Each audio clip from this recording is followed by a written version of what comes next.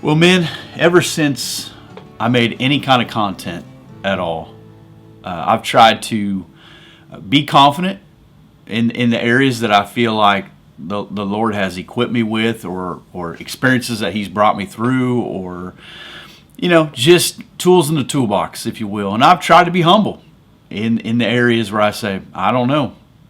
I didn't know how to do that, or I don't know how to do that, or I was never good at that. I mean, what's the point of trying to be something you're not? So I try to kind of walk that line of confidence and humility, and that's a phrase that I used, man, many years ago. It actually came out almost in an accident.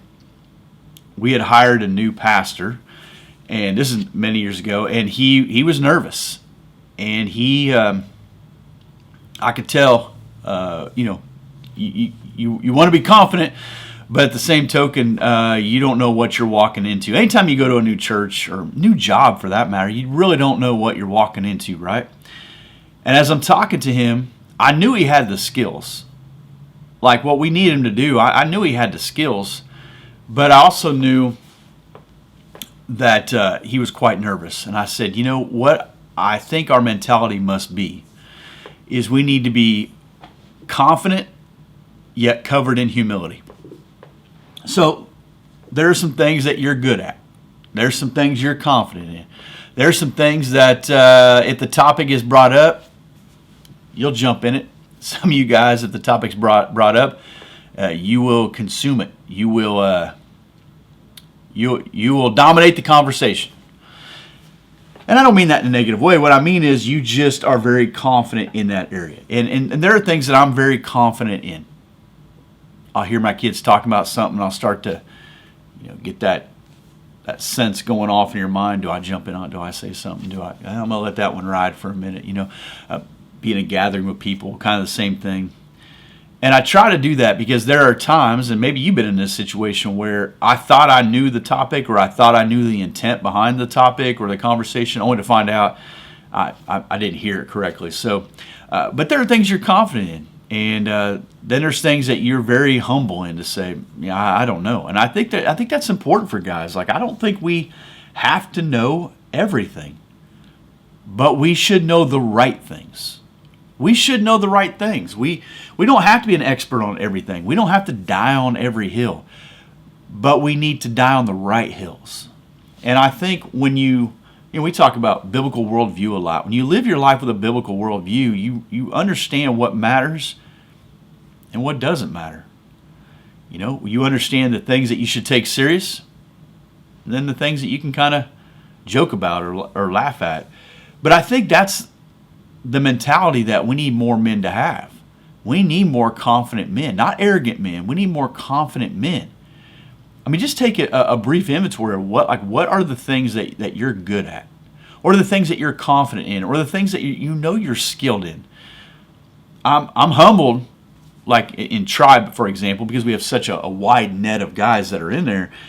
The skill set we have there is unbelievable. Naturally, when you get a bunch of grown men together, you're going to have different skill sets. But we also have a number of men that will say, I don't know.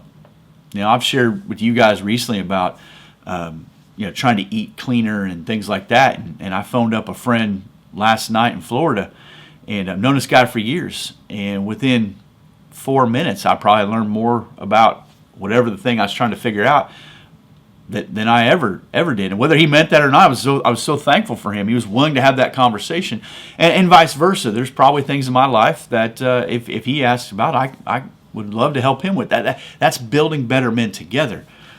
But again, I want to be confident, but I want to be covered in humility, knowing that I don't know everything, knowing that my political view isn't always 100% correct. My sports teams will often let me down. They don't even know I exist for the most part, except for that one share I own. Other than that, they really don't care, who I am.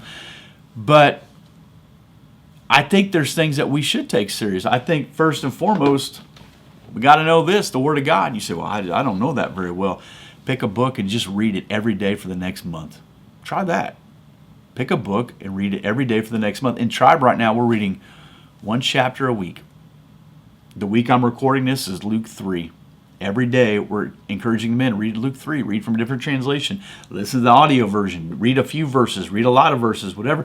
But by the time you get to the end of the week, you might know Luke 3 a little bit better. That's the idea. Let's just get equipped.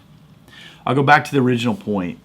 I think there's something to that idea that we want to be confident and covered in humility. Whatever I'm confident in, I know the Lord can take that away instantly. Or whatever I'm confident in, I'm going to run up on somebody who's even more confident in that. Or whatever I'm confident in, I'm humble enough to know it's only because He's allowed that to happen. Or it's only because He's allowed these experiences to happen, so therefore I'm more equipped, where I'm now placed in a position where I can help or be a service to somebody else. And we talk about being men of presence. Well, there's a great presence to have. A confident man who's humble. Hey, just a thought. Just think about it. I'll talk to you in a bit.